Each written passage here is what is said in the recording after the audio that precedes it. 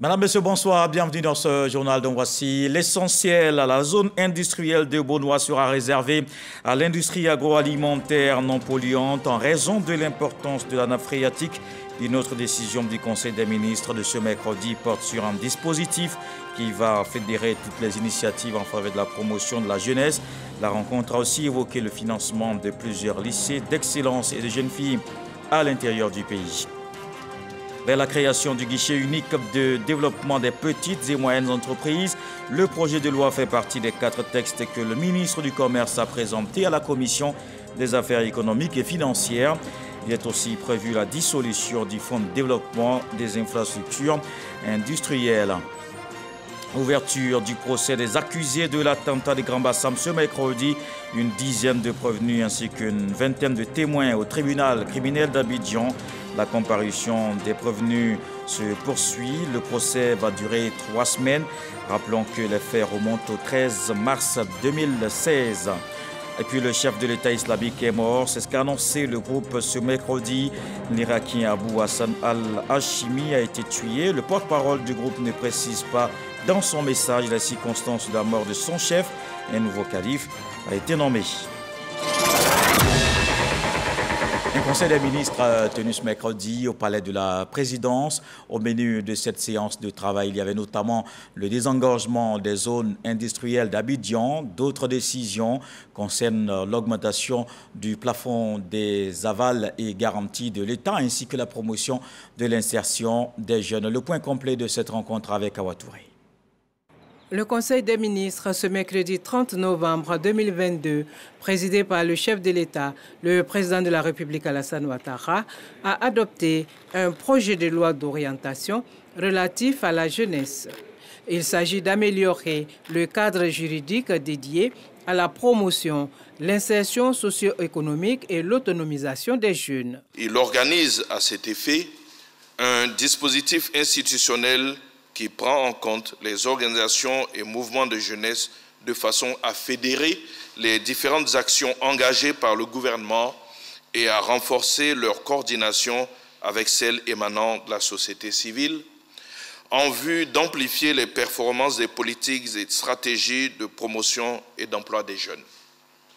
Ce projet de loi introduit dans cette dynamique des innovations majeures dont la consécration d'une clause d'impact jeunesse dans l'ensemble des interventions gouvernementales afin d'intensifier la participation des jeunes aux activités socio-économiques et au processus public de prise de décision. Dans le cadre de l'exécution du programme budgétaire à fin 2022, le gouvernement a décidé de rehausser le plafond des avals et garanties accordés par l'État à hauteur de 35 milliards de francs CFA. Cette mesure permettra notamment à la société Côte d'Ivoire Énergie de mobiliser de manière diligente le financement nécessaire à l'atteinte des nouveaux objectifs assignés à cette entreprise publique en matière de production d'électricité et plus précisément d'électrification rurale. Le Conseil a également défini les modalités d'alimentation et de gestion du Fonds de développement local. Ce décret encadre la gestion financière et administrative des fonds de développement local institués par le Code minier en vue de la réalisation de projets de développement socio-économique au profit des communautés locales riveraines des exploitations minières. Il précise les modalités de financement des fonds de développement local et fixe les conditions ainsi que les procédures de contrôle et de suivi de l'utilisation des ressources affectées au fonds en vue de garantir la mise en œuvre effective des obligations sociales des sociétés d'exploitation minière. Pour une meilleure gestion des établissements sanitaires, le gouvernement a autorisé la création des emplois d'attachés et d'assistants sanitaires. Ainsi, il est créé dans la famille des emplois de gestion économique et financière les emplois de gestionnaires administratifs et financiers des établissements hospitaliers, à savoir l'emploi d'attaché sanitaire catégorie A, grade A3, et l'emploi d'assistant sanitaire catégorie B, grade B3, aux fins d'assurer une meilleure gestion administrative et financière des hôpitaux publics. Le porte-parole du gouvernement s'est par ailleurs prononcé sur la question liée à la revalorisation du SMIC, le salaire minimum interprofessionnel garanti. Vous pouvez être assuré que dans les prochains jours, très certainement, la validation donc, par le patronat de ces discussions donc, avec l'État sera consacrée donc, dans un décret. Mais le plus important était d'arriver à un accord avec le patronat et nous nous réjouissons donc de ce que cela ait pu être fait. Notons que la date du dernier Conseil des ministres de l'année a été fixée au 21 décembre 2022. D'ici là, en fonction de l'importance des dossiers, le Premier ministre pourrait décider de la tenue d'un Conseil des ministres extraordinaire. Et le Premier ministre, justement, Patrick Achi, qui a procédé au lancement de l'offre publique de vente d'actions de Orange Côte d'Ivoire.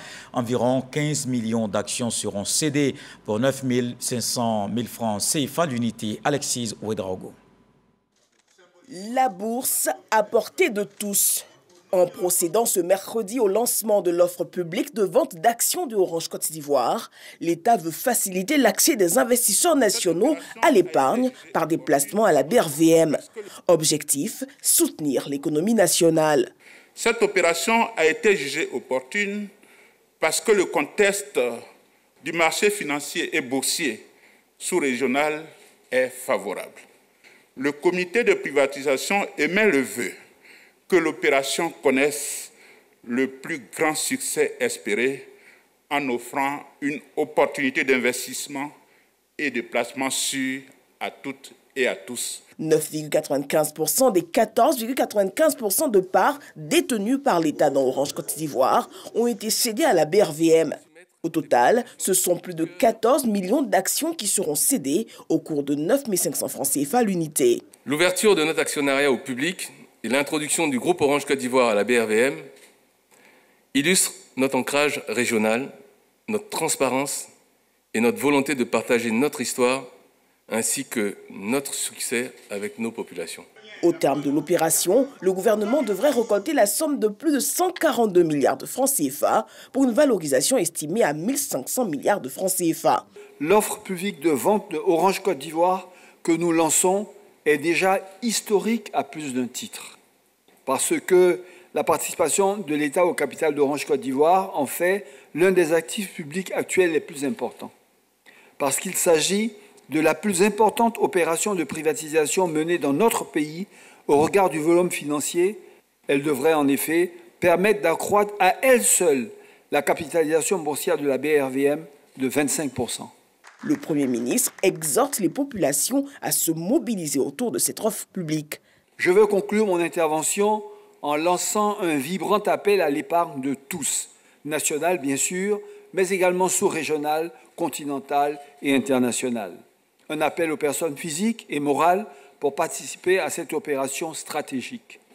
Orange Côte d'Ivoire constitue un placement sûr aujourd'hui et un investissement d'avenir demain. Notons toutefois le maintien dans le portefeuille de l'État d'une participation résiduelle de 5% au capital de l'entreprise. Il y a un changement à la tête du patronat ivoirien. Le conseil d'administration de la Confédération générale des entreprises de Côte d'Ivoire a procédé ce mercredi à l'élection du successeur de M. Jean-Marie Aka, président depuis 2016. M. Ahmed Cissé, qui a été élu pour un mandat de 3 ans renouvelable une fois. Il devient ainsi le 6e président de la CGECI. La passation de charge entre le nouveau président élu, M. Ahmed Cissé, et le président sortant, Jean-Marie Aka, aura lieu avant la fin de l'année 2022. À l'Assemblée nationale, une journée de travail des députés de la Commission des affaires économiques et financières. Le ministre du Commerce, de l'Industrie et de la promotion des PME a défendu 4 projets de loi. Souleymane Diarra a présenté entre autres le texte sur la dissolution du Fonds de développement des infrastructures industrielles. Il sera aussi créé le guichet unique de développement des petites et moyennes entreprises. Tous ces textes adoptés. Le reportage de Moussa Konaté. Le Fonds de développement des infrastructures industrielles FODI, créé en 2014 pour le financement dans le secteur industriel et l'aménagement de nouvelles zones industrielles, va faire place à une nouvelle structure de gestion. Le projet de loi portant ratification de l'ordonnance portant dissolution du FODI est adopté à l'unanimité par les députés membres de la Commission des affaires économiques et financières. En mars dernier, nous avons fait adopter un cadre stratégique portant sur le développement des zones industrielles. Et dans le cadre de ce nouveau cadre stratégique, il a été adopté de faire une réforme importante au niveau de la structure qui devait planifier, concevoir, gérer et développer les zones industrielles. C'est ainsi que le gouvernement, à travers cette réforme, a proposé de faire la fusion de deux entités qui étaient en charge de la gestion des zones industrielles, à savoir le FODI et l'AGEDI, l'Agence de gestion et développement industriel, qui se sont fondus pour créer une seule entité qui est la SOGEDI, la Société de gestion et développement industriel. Mais l'innovation, c'est que l'État peut donner également la faculté au secteur privé, par une délégation de services, une concession, d'également gérer des zones industrielles, de les développer. Tout ceci pour augmenter le rythme de création ou d'aménagement des zones industrielles. Autre texte présenté par le ministre Souleymane Diarra est également adopté. Le projet de loi portant création, attribution, organisation et fonctionnement du guichet unique de développement des PME et le projet de loi portant modification de l'ordonnance relative à la concurrence. Cela permet à l'État d'être plus diligent dans la mise en œuvre des décisions concernant l'encadrement des prix et également de prendre certaines dispositions lorsque nous constatons que par des situations de monopole, de fait, dans certaines régions particulières, nous puissions pour une région spécifique prendre des décisions de fixation, d'homologation ou de plafonnement des prix. Donc cela également participe à la préservation du pouvoir d'achat de nos populations. Le GUDSI, en fait, est une holding qui a deux filiales. Une filiale qui s'appelle Côte d'Ivoire PME, qui sera en charge de l'accompagnement et de l'amorçage. Et une deuxième filiale qui est la Société des garanties des PME, qui sera, en tant qu'établissement financier, pourra donner des garanties à toutes ces PME, tous ces opérateurs économiques, à l'effet de mitiger les risques auprès des établissements financiers. Les députés ont aussi adopté le projet de loi instituant des mesures fiscales incitatives spécifiques aux investissements réalisés dans les secteurs de la production et de la transformation agricole. Le texte vise à inciter les industriels à investir dans le secteur du vivrier. On reste à l'Assemblée nationale avec Moussa Konaté. Il nous apprend que la Côte d'Ivoire va renforcer ses actions de lutte contre l'orpaillage illégal. Un projet de loi vient mieux encadrer l'activité minière.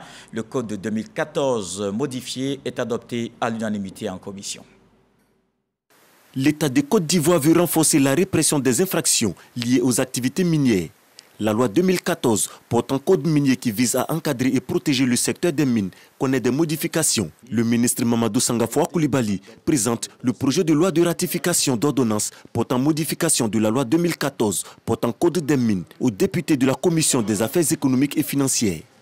Compte tenu de l'évolution de pratiques néfastes auxquelles doit faire face le secteur, il est également apparu que d'autres dispositions n'étaient plus suffisamment adaptées aux exigences de l'efficacité de la répression des infractions au code minier, dont l'orpaillage illégal, qui constitue une menace pour la sécurité nationale, eu égard à ses conséquences humaines, économiques, sociales et environnementales désastreuses, mais également aux ramifications avec certaines autres formes de criminalité.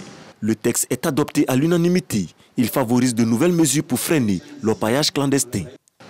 Avec un engagement réaffirmé du gouvernement en faveur de la répression des infractions au code minier par la création du groupement spécial de lutte contre l'orpaillage illégal, en abrégé GS-Loi, il convenait de donner au dit code les moyens de son efficacité. À ce jour, ce sont 1665 sites illégaux d'orpaillage qui ont été détruits et 345 personnes arrêtées et déférées. Une séance plénière au Conseil économique, social, environnemental et culturel. Les conseillers ont examiné le projet d'avis portant sur les phénomènes et métiers nouveaux, l'impact socio-économique des influenceurs et web humoristes. Ils ont décidé d'approfondir les réflexions pour permettre au gouvernement de mieux encadrer ses activités. Le Conseil économique, social, environnemental et culturel tient sa première séance plénière. Il s'agit ce jour d'examiner et adopter le projet sur l'impact socio-économique des influenceuses, influenceurs et web humoristes, ces phénomènes et métiers nouveaux. C'est un phénomène nouveau qui est connu de tout le monde, qui est d'actualité. Il s'agit donc pour nous de voir dans quelle mesure nous pouvons compléter par quelques avis. Après avoir débattu des thématiques présentées, les différentes commissions adoptent le projet de test à eux soumis. Les textes qui ont été adoptés, qui sont adoptés par les différentes chambres et qui sont bien entendu passés par l'exécutif, bien entendu, c'est-à-dire par le gouvernement. C'est naturellement la mission normale de la Chambre que de tenir des séances plénières, mais je dois dire qu'à ce jour, la Chambre ne disposait pas, depuis 10 ans, de bureau. Il n'y avait pas de bureau. Aujourd'hui, c'est chose faite depuis le début de l'année. Et c'est la raison pour laquelle nous nous sommes mis au travail conformément à notre feuille de route, conformément aux principaux axes de notre mandature 2022-2026. Une première séance de l'année, et ce n'est que le début. 2 autres assemblées plénières sont prévues les 8 et 15 décembre prochains. Un reportage d'Evelyne Yoboué et Franck Quadio, 13 manuels et guides d'audit aux acteurs de contrôle de l'administration publique ivoirienne. Les acteurs du contrôle pourront désormais réaliser des missions d'audit à forte valeur ajoutée sur une base harmonisée. La cérémonie de remise a eu lieu à la primature en présence de l'inspecteur général d'État, Awandoli Théophile, et du ministre de l'économie et des finances, Alexis Ouedraogo. À la primature, ce mercredi, l'inspecteur général d'État Théophile Awandoli remet 13 manuels et guides d'audit aux acteurs du contrôle de l'administration publique, se conformant aux exigences du schéma directeur de la réforme des finances publiques adopté en 2014. Monsieur l'inspecteur général d'État, pour faciliter le déploiement de ce dispositif au sein des départements ministériels et faisant preuve d'une remarquable anticipation, vous avez sollicité et obtenu le projet d'appui à la gestion économique et financière relevant de mon département ministériel, un appui de 156 millions de francs CFA qui a permis d'élaborer un recueil de manuels et de guides relatifs à l'audit. Je précise que les versions électroniques des 10 documents seront également mises à la disposition de vos services. Mis en œuvre avec l'appui du PAGEF, ces outils vont hisser les missions d'audit et de contrôle aux normes internationales. La remise de ce jour de ces manuels et guides d'audit vise à permettre aux acteurs de contrôle de l'administration publique ivoirienne de réaliser désormais des missions d'audit à forte valeur ajoutée sur une base harmonisée. Un cabinet international a été retenu pour la rédaction d'un ensemble de manuels et guides au profit des structures de contrôle de l'ordre administratif. Le ministre de l'économie et des finances est engagé pour sa part à renforcer son appui aux organes de contrôle interne de l'État, dont l'impact reste indispensable à la bonne gouvernance. Le ministre de l'Intérieur et de la Sécurité a reçu la représentante spéciale de l'ONU au cœur des échanges de la lutte contre les violences faites aux enfants et adolescents vulnérables. Le point de cette rencontre avec Ahmed Traoré et Jean-Marc Djadji.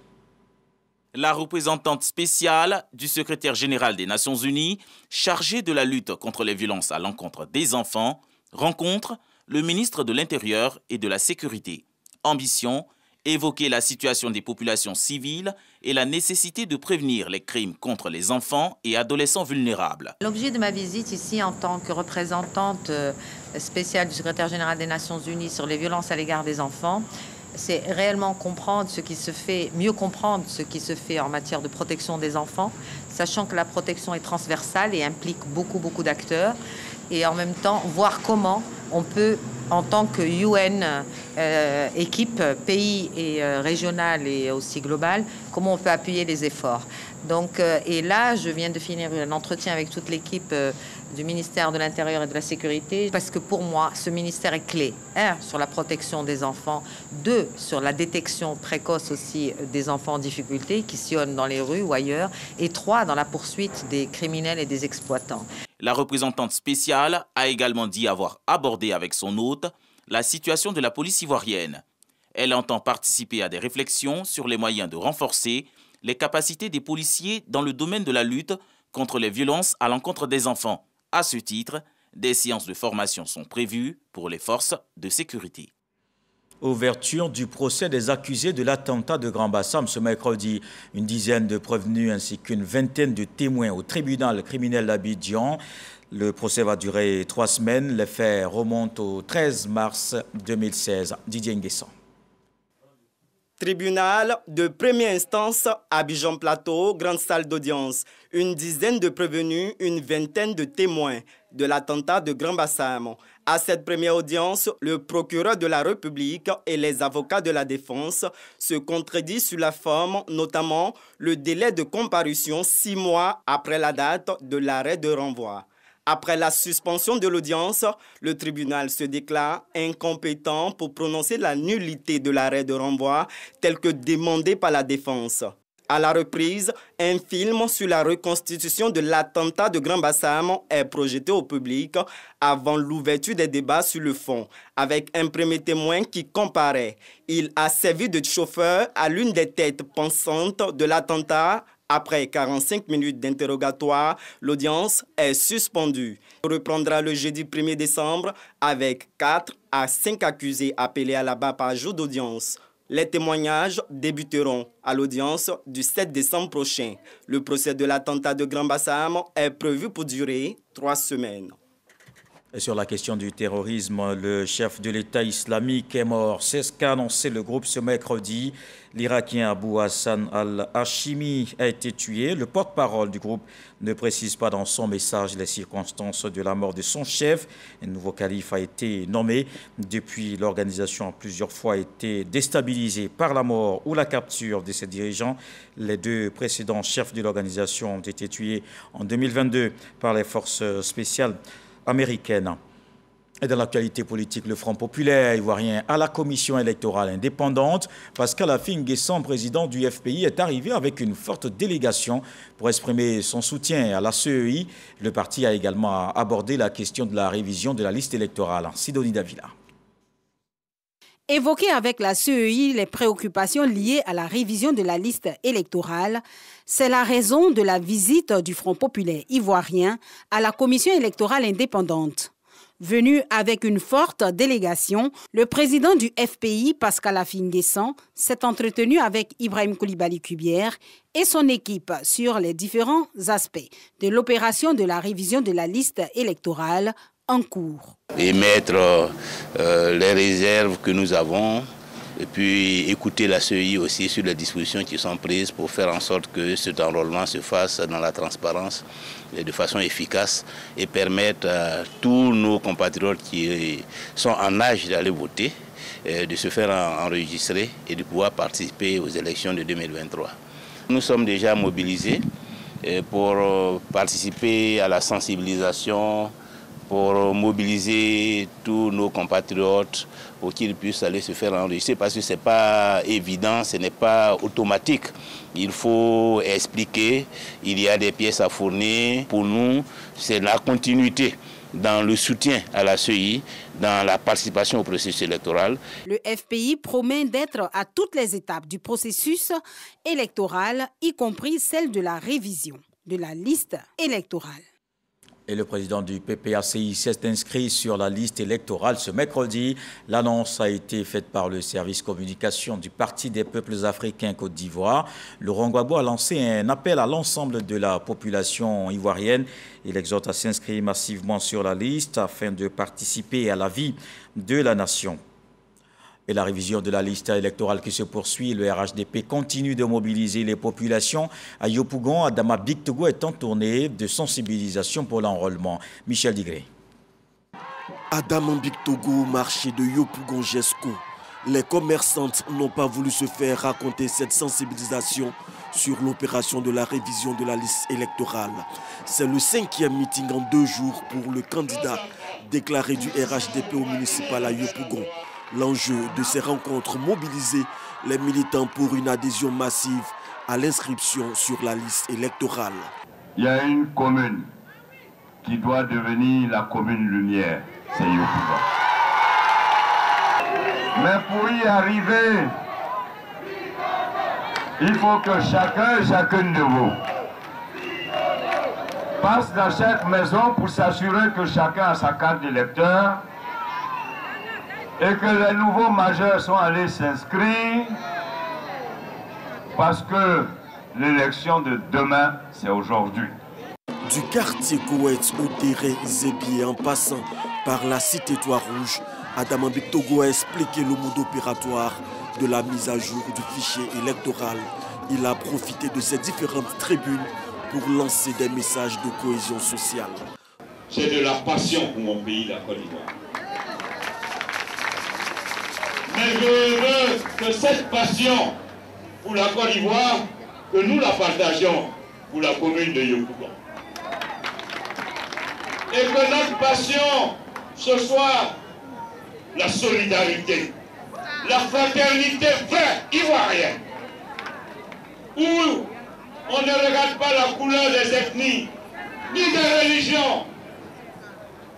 Je considère que je vous appartiens à vous tous et à vous toutes. Le message est perçu par les militants qui entendent s'impliquer dans la réussite de l'opération de révision de la liste électorale à Yopougon. Et on parle aussi de la révision de la liste électorale dans l'est du pays. Les cadres du département de Bouna et de Koumfao sensibilisent. Ils ont sillonné plusieurs villages pour exhorter les nouveaux majeurs et les personnes qui n'ont jamais figuré sur la liste à se faire enrôler. Godefroy Okambawa et Maniamien. Remporter les futures échéances électorales, c'est l'objectif du secrétaire départemental du Rassemblement des Oufouettistes pour la démocratie et la paix de Bouna. Pour ce faire, Michel Noufé s'attelle à mettre en ordre de bataille les militants à la base. 5 localités dans la zone de Kolodio et Bineda sont visitées afin de remobiliser les militants. Des meetings qui ont permis également de recueillir les propositions auprès des présidents de section afin de consolider les acquis du parti. Pour les échéances électorales à venir, Michel Noufé a invité les militants à recenser les nouveaux majeurs du parti afin de s'inscrire sur la liste électorale.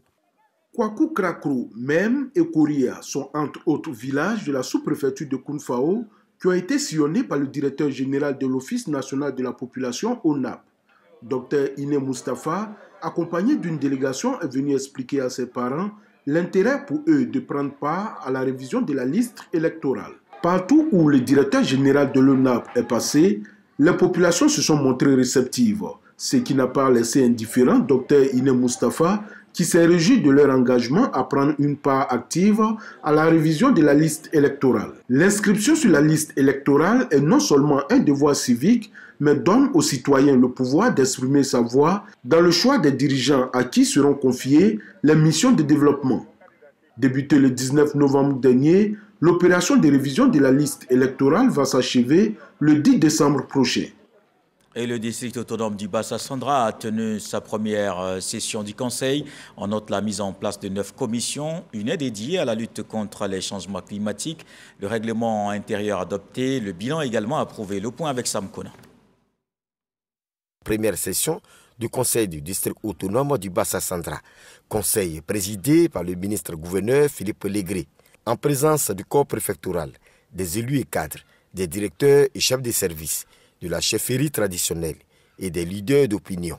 Sur 43 conseillers nommés, 37 ont pris part à la mise en place de commissions et à l'adoption de règlements intérieurs. Outre les 6 commissions qui sont dans le décret, nous avons créé 3 commissions. Nous sommes passés à 9 commissions, ce qui a été approuvé par tout le Conseil. Et puis, nous avons mis en place le règlement intérieur et donc nous avons véritablement lancé le Conseil. Occasion pour le ministre-gouverneur de faire le bilan des activités menées depuis sa prise de fonction. De 2021 à 2022, il y a du travail qui a été fait et ils ont approuvé ce travail qui a été fait. Et je leur ai donc demandé de s'impliquer et de faire en sorte que, de main dans la main, dans une vision commune, qu'on travaille pour le bien des populations. Un bilan jugé satisfaisant par les conseillers du district qui saluent la tenue de cette première session. Le bilan qui a été présenté a montré que le bureau ministre-gouverneur a travaillé en silence et vraiment beaucoup de projets sont déjà prêts. La création surtout de la commission du genre, cela donne énormément d'espoir aux femmes du district. Beaucoup de projets pour les 3 régions du district et je crois que nous qui sommes les maires, nous sommes bénéficiaires aussi des projets du district. Cette première section donne vraiment de l'espoir à la jeunesse du district du Bas-Sassandra. Parce que toutes les différentes études de faisabilité des différents projets, on constate que c'est la jeunesse qui est mise en priorité. Les documents des études de faisabilité des différents projets élaborés par les partenaires ont été remis au cours de cette première session du Conseil du district autonome du Bas-Sassandra. En religion, la communauté musulmane de Rubino, dans l'Anébi Tiassa, a prié pour la paix, la cohésion et la stabilité en Côte d'Ivoire. Cette grande séance à la place publique a réuni autorités administratives, cadres, élus et populations de la localité.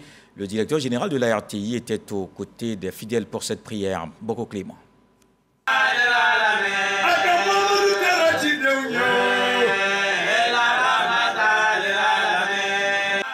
Rubino, dans le département d'Agoville, région de l'Anébi Tiassa. Sous ses bâches, guides religieux, moukadam, prédicateurs et fidèles musulmans, tous réunis pour prier pour la paix, la cohésion et la stabilité en Côte d'Ivoire. À ce grand rendez-vous islamique, les représentants du président de la Chambre de commerce et d'industrie, Fama Touré, et du directeur général de la RTI, Fosseni Dambélé, respectivement parrain et président de cette cérémonie religieuse, ont exhorté hommes des dieux et fidèles à prôner autour d'eux les valeurs de solidarité, de tolérance et d'amour. Quand nous sommes solidaires, la Côte d'Ivoire est debout, nous sommes en paix et là, nous pouvons développer tout ce que nous voulons. Dambélé Fosseni a demandé aux guides religieux ici présents, à tous les fidèles musulmans de Rubino, de prier pour la paix, la cohésion, la stabilité en Côte d'Ivoire. Sans paix, sans stabilité, il n'y a pas de développement.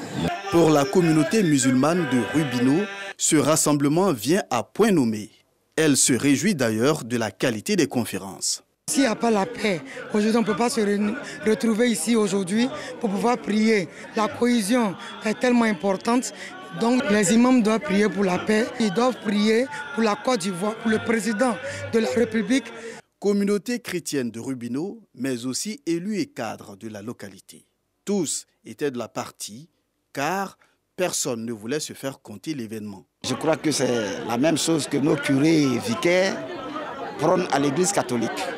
Il faut nécessairement prôner le dialogue interreligieux pour qu'il y ait l'entente entre les chrétiens et puis les musulmans, pour qu'il y ait la cohésion en Côte d'Ivoire. Cette cérémonie religieuse, elle est bienvenue pour que Rubino soit en paix. Les imams ont le soutien de Mme le député maire.